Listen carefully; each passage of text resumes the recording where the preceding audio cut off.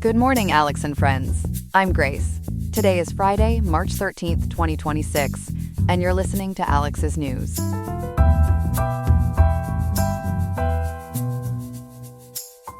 In Riverside, it is a very warm day with a high of 90.5 degrees and a low of 58.6 degrees, so please stay hydrated if you plan to spend time outdoors.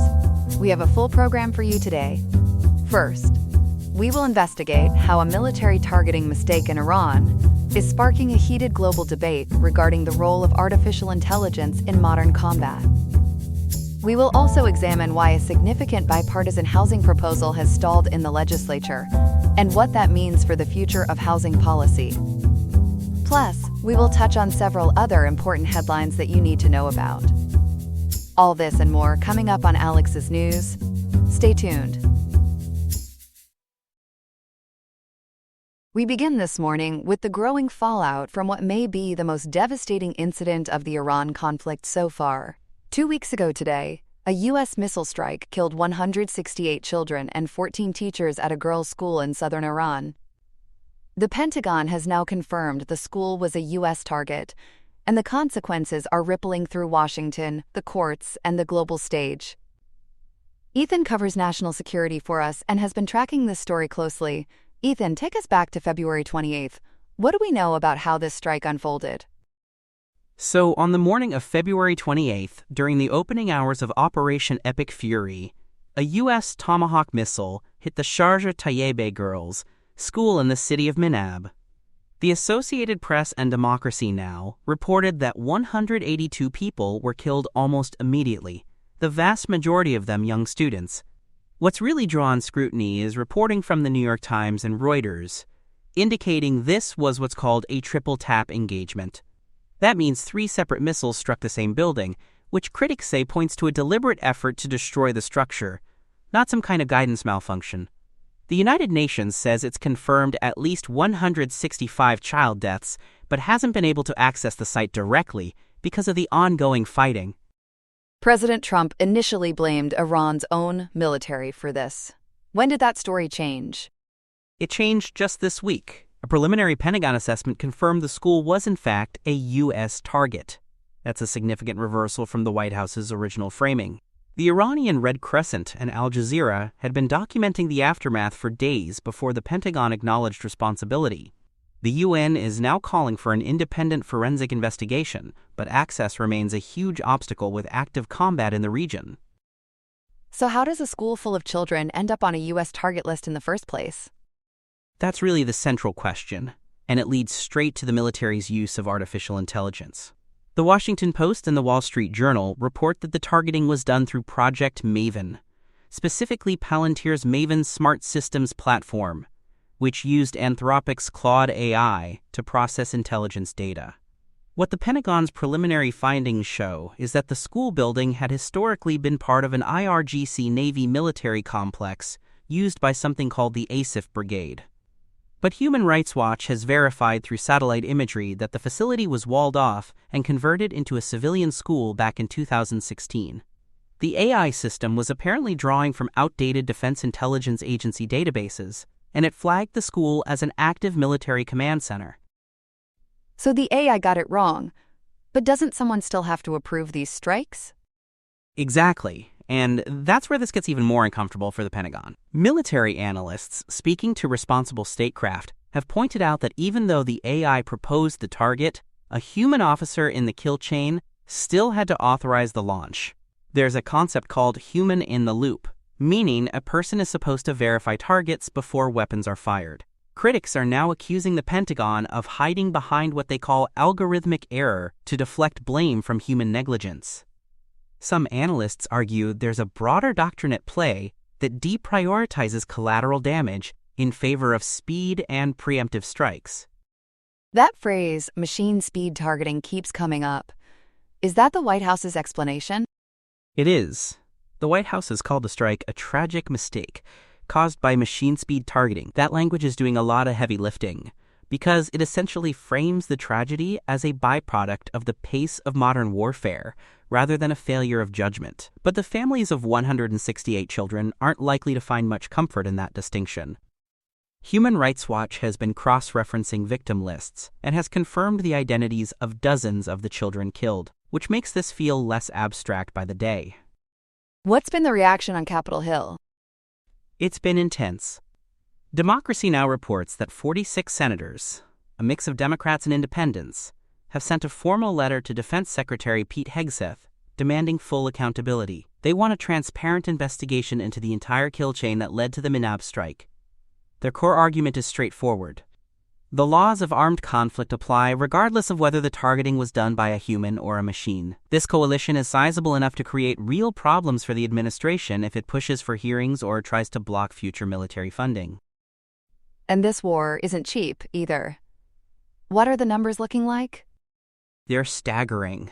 Pentagon officials recently told lawmakers that the first 6 days of the conflict alone cost more than $11.3 billion. And that figure doesn't even include the massive military buildup in the Middle East that preceded the fighting. NPR reports that domestically, anti-war sentiment is growing. A Senate candidate was recently arrested during protests. Meanwhile, inside Iran, nationalism is surging after the death of former Supreme Leader Ali Khamenei, which makes any diplomatic off-ramp harder to find. Let's turn to the legal side. Anthropic, the company that built the AI involved, has gone to court. What are they arguing? This is a really significant legal fight. 4 days ago, on March 9th, Anthropic filed 2 major lawsuits, one in the Northern District of California and another in the D.C. Circuit Court of Appeals. According to Time magazine and ABC News, the company is challenging the administration's decision to label Anthropic a supply chain risk. That designation came after CEO Dario Amodei refused to strip out ethical guardrails that prevent the Claude system from being used in autonomous lethal weapons. Anthropic is arguing this amounts to government retaliation against their First Amendment rights. And the administration's position is that those guardrails are the problem? That's right. Secretary Hegseth has said the military needs unrestricted access to AI models during wartime. The administration's argument, as reported by Time and ABC, is that private companies can't impose what they call radical safety protocols that, quote, handcuff the commander-in-chief, end quote. It's a sweeping claim about executive authority during armed conflict. Anthropic sees it very differently. They believe the supply chain designation is a tool to punish them for refusing to comply. Are other tech companies weighing in? They are, and that's what makes this case potentially landmark. Workers from OpenAI, Google, and Microsoft have filed amicus briefs supporting Anthropic. Their concern goes beyond this one company. They worry the supply chain risk label is a stepping stone toward the government effectively nationalizing private AI development. If the administration can force one company to remove safety features during wartime, the logic could extend to any tech firm. That's why you're seeing this rare show of industry solidarity. What about the broader humanitarian picture? The Guardian has been reporting on damage beyond this one school. The Guardian reports the wider air campaign has damaged several UN World Heritage sites across Iran, which adds a cultural dimension to the destruction. The humanitarian situation is deteriorating daily. On the economic front, the global oil market has been thrown into chaos. The International Energy Agency has released 400 million barrels of reserves to try to stabilize prices. All of this circles back to the February 28th strike because it remains the single most politically explosive event of this conflict so far. And Iran's government isn't calling this a mistake. Not at all. The Iranian government has characterized it as a deliberate war crime. That framing matters because it shapes how the international community responds and whether bodies like the International Criminal Court get involved down the road. The gap between Washington calling it a tragic mistake and Tehran calling it intentional is enormous, and it's only widening as more evidence surfaces about the triple-tap nature of the strike and the age of the intelligence that was used. Where does this go from here, Ethan? What are you watching in the days ahead? A few things. First, the Senate coalition's demands for a full investigation into the kill chain could force public hearings, which would be deeply uncomfortable for the Pentagon. Second, the Anthropic lawsuits are moving fast, and any ruling on the supply chain designation could reshape how AI is used in military operations for years to come. And third, the UN's push for an independent forensic investigation is gaining momentum. If inspectors eventually access the site, the physical evidence could either support or undercut the Pentagon's account. This story is far from over. Ethan, thank you for walking us through all of that. We'll stay on this one. Thanks, Grace. We've got one more story ahead this morning. Stay with us. We turn now to a major development out of Washington. The Senate passed a sweeping housing bill yesterday with broad bipartisan support, and it could reshape how Americans buy homes.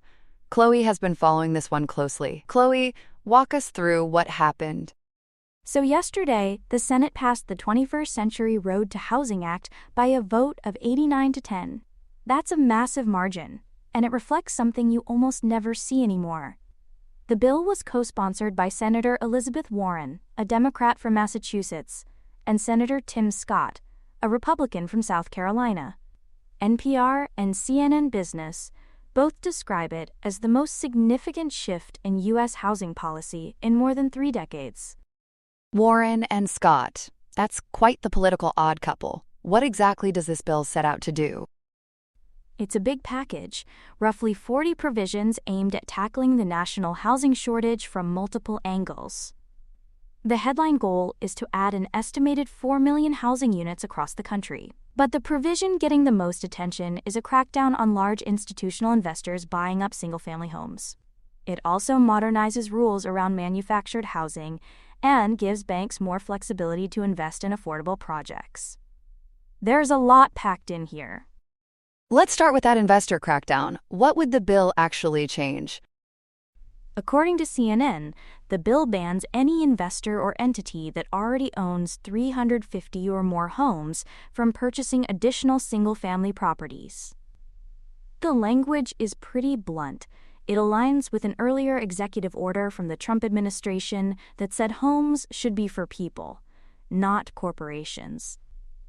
Earlier versions of similar legislation even floated federal excise taxes of up to $50,000 per home for firms that exceeded ownership limits. NPR does note one exception, though. Investors can still buy homes that need serious renovation to bring them up to code, so distressed properties don't just sit there rotting. And there's also a provision about build-to-rent communities. How does that work? Right, so investors can still build new rental communities, and that's intentional because it adds to the housing supply. But here's the catch. After 7 years, those homes must be sold to individual buyers. And the current tenants get what's called a first right of refusal, meaning they get the first shot at purchasing the home they're already living in. The idea is to create a pipeline where renters can eventually become homeowners. It's one of the more creative pieces of the bill, but it's also one of the most controversial, which we should get into. Why is it controversial? The National Association of Home Builders has warned that forcing a sale after 7 years could actually reduce the number of new rental homes being built. These projects are typically financed as long-term investments. If developers know they have to sell in 7 years, the math changes and lenders get nervous. Analysts estimate the mandate could cut new rental production by 40,000 to 70,000 units a year. So a provision meant to help could end up shrinking the supply of housing people need right now. That's a real tension. Now, you mentioned manufactured housing. What's the bill doing there? This is one of the more fascinating parts. Both NPR and CNN Business highlight that the bill strikes down a 1974 HUD requirement that manufactured homes be built on a permanent steel chassis. That rule has been in place for over 50 years. Making the chassis optional is expected to save between $5,000 and $10,000 per home, which is significant at the affordable end of the market. And it's not just about cost savings, right? Not at all. Without that steel frame underneath, factory-built homes can now have traditional foundations, full basements, even second stories. Industry experts say this removes what they've called the steel ceiling. It also chips away at the trailer park stigma that's led a lot of communities to zone manufactured housing out entirely. The hope is that these updated homes can be placed on infill lots in denser urban areas, which is where demand is highest. So it could change the way people think about factory-built homes entirely. Exactly. If a manufactured home looks and feels like a site-built home, local planning boards are far less likely to block it. That's the theory, at least. And in a market that's short more than 4 million units, anything that speeds up production and lowers costs matters. The bill also has provisions aimed at banks. What's happening on that front? NPR reports the bill raises the public welfare investment cap for banks from 15% to 20%. That may sound technical, but it means banks can direct billions of additional dollars into affordable housing projects, especially through low-income housing tax credits. The bill also encourages local governments to ease zoning restrictions and offers grants for communities to create pattern books of pre-approved housing designs. That can dramatically speed up permitting. Pre-approved designs. So a builder could skip some of the red tape? That's the idea.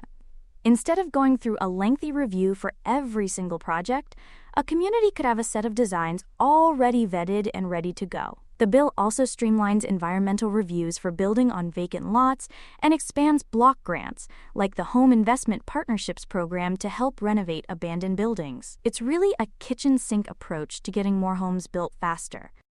Now, with all of this, are economists on board?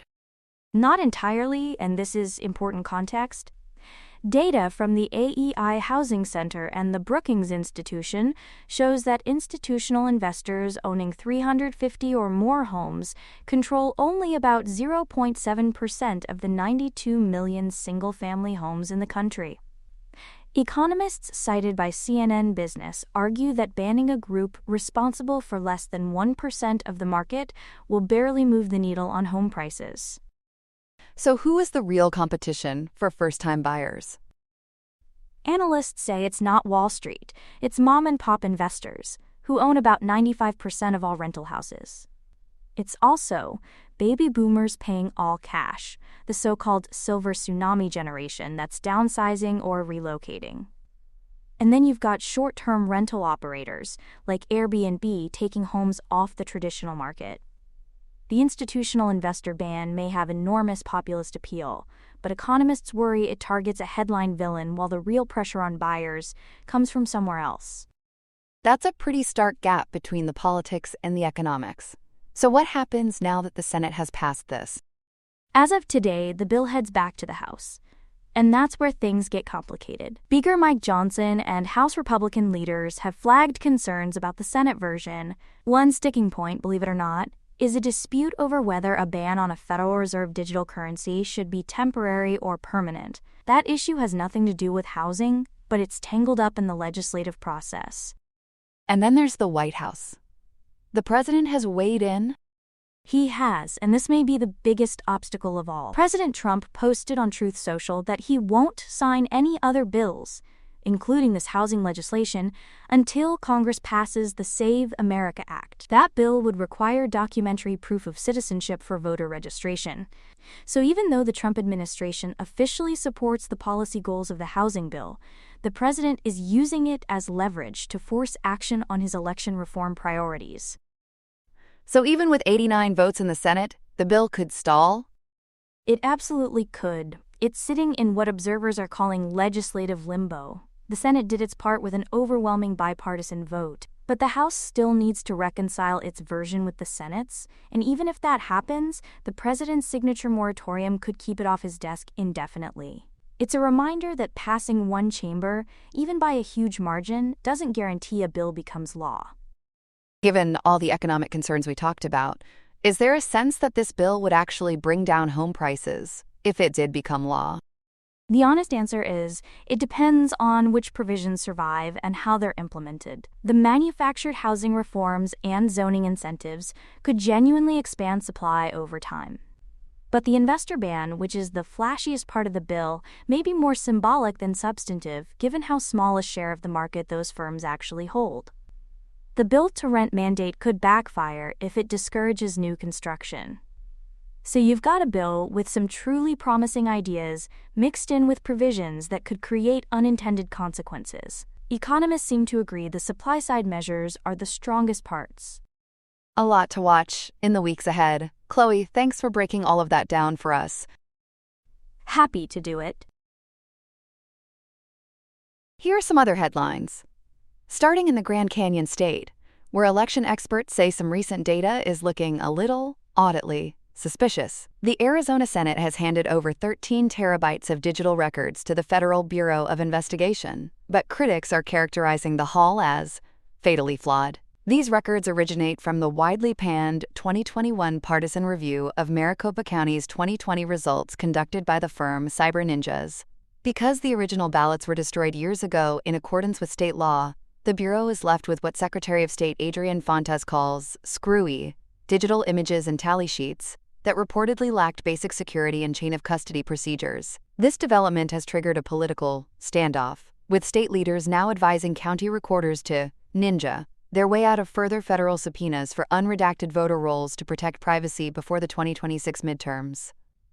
Moving from the ballot box to the launch pad, NASA is mooning over a successful review for the Artemis II mission. The agency has officially targeted April 1, 2026, at 6:24 p.m. for the big liftoff from Kennedy Space Center. After technicians fixed a ghastly helium flow issue that had grounded the mission previously, the Space Launch System rocket and Orion spacecraft are slated to roll out to the pad on March 19th. The 10-day lunar flyby will carry astronauts Reed Wiseman, Victor Glover, Christina Koch, and Jeremy Hansen, marking the first time humans have been over the moon in person since 1972. It is a stellar milestone for the revamped timeline, which now includes a docking demonstration in 2027 before any lunar landings. In other space news, the Federal Aviation Administration has decided to let commercial rocket companies off the hook regarding their orbital chores. The agency officially scrapped a proposal that would have required companies to clean their rooms by removing upper rocket stages from orbit within 25 years. Industry giants like SpaceX and United Launch Alliance successfully lobbied against the mandate, even as the agency issued a safety alert regarding the extreme risk of falling space debris following recent Starship mishaps. Without these federal rules, sustainability advocates worry about Kessler syndrome, a chain reaction of orbital crashes that could leave our communication and GPS satellites down to Earth.